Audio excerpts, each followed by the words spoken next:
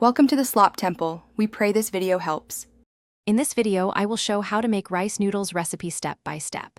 Start by soaking rice flour in warm water until it becomes a smooth, pourable batter, then rest for 30 minutes. Heat a non-stick pan, spread a thin layer, steam briefly, and fold gently. Repeat to build noodles, then rinse in cold water to stop cooking. Toss with sauce or stir, fry for immediate serving. Warm water soak time and consistency matter for rice noodle texture, so measure carefully and adjust with a little water. Mix rice flour, tapioca starch, salt, and water to make a smooth batter without lumps. Rest the batter for 30 minutes to hydrate the flours, then test a small crepe for thickness.